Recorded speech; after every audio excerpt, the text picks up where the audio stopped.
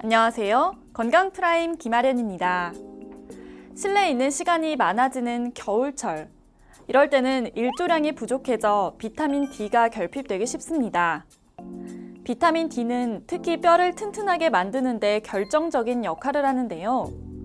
그중 중년 여성들은 이런 시기에 뼈 건강이 급속도로 나빠질 수 있어 더욱 주의해야 합니다. 오늘은 뼈의 강도가 약해지는 골격계 질환, 골다공증에 대해 알아보겠습니다. 골다공증이란 뼈 자체에서 칼슘을 비롯한 미네랄이 빠져나와 뼈의 구조가 망가지면서 뼈가 쉽게 부러지는 질환입니다. 뼈의 강도가 약해진다는 것은 낮은 골밀도 상태를 의미하는 건데요. 골다공증은 유전적 요인이나 조기 폐경, 흡연, 알코올, 호르몬 변화나 다른 내분비 질환, 류마티스 질환 등으로 인해 발생합니다.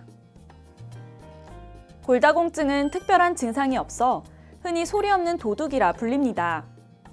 만약 골절이 발생했다면 이미 상당히 진행된 상태이기 때문에 먼저 정확한 골밀도 검사와 치료가 필요합니다. 골밀도 검사를 통해 골다공증을 진단받았다면 보통 약물 치료를 시행하게 됩니다. 그렇다면 골다공증 치료제는 어떤 것들이 쓰이는지 전문가에게 물어봤습니다. 골다공증 치료제는 여러 가지가 있는데 예전부터 사용해오던 에스트로겐 제제도 있을 수 있겠고요.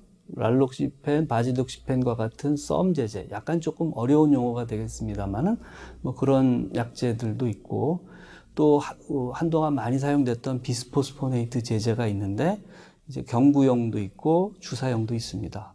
또 최근에 나온 것 중에 이제 가장 각광받는 것은 6개월에 한 번 주사를 맞는 이제 편리성이 있죠.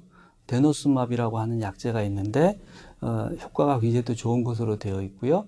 골 형성 촉진제, 뼈를 만들어주는 것은 부갑상선 호르몬이 있습니다. 다양한 치료제들이 있지만 환자 개개인에 맞는 골다공증 치료제는 꾸준하게 오랫동안 그리고 안전하게 복용할 수 있는 약물입니다.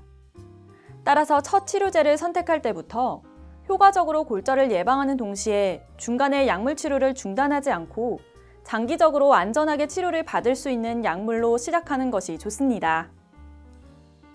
이제 골다공증에 관련된 궁금증들을 살펴볼까요? 첫째, 골다공증 골절 초고위험군이 있나요? 그렇습니다. 올해 미국에서는 새로 폐경기 골다공증 진단 및 치료 가이드라인을 선보이면서 골절 초고위험군을 소개했는데요. 골절 초고위험군은 최근 12개월 내 골절을 경험했거나 골다공증 치료 중 골절이 발생한 환자 혹은 다발성 골절 환자나 골격계 손상을 유발하는 약물을 장기 복용하던 도중 골절을 경험한 환자로 정의했습니다. 둘째, 골다공증 재골절 치료는 어떻게 진행되나요? 골다공증 골절 환자에게는 골절된 뼈를 붙이는 치료뿐만 아니라 재골절 예방을 위한 약물 치료를 적극적으로 시행하는 것이 권고되고 있습니다.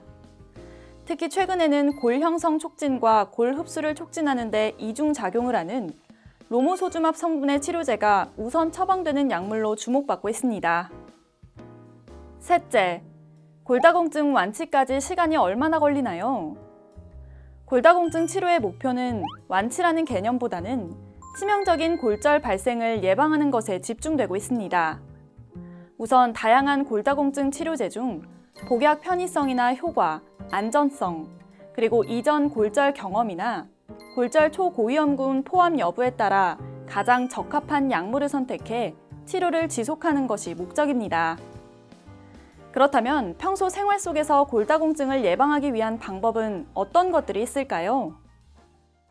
우리나라 국민의 평균 칼슘 섭취량이 500~600g을 넘지를 못합니다. 하루에. 의학적으로는 적어도 1000mg이 필요해요.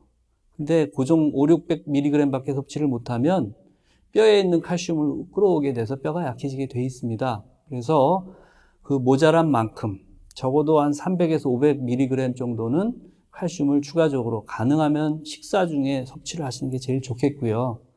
근데 비타민 D도 굉장히 많이 부족하십니다. 보통 저희가 전문가들이 권장하기로는 특히 골다공증이 있으신 분들은 하루에 800단위에서 1000단위 정도의 비타민 D를 섭취하시는 것이 안전하겠다 그렇게 얘기를 하고 있고요.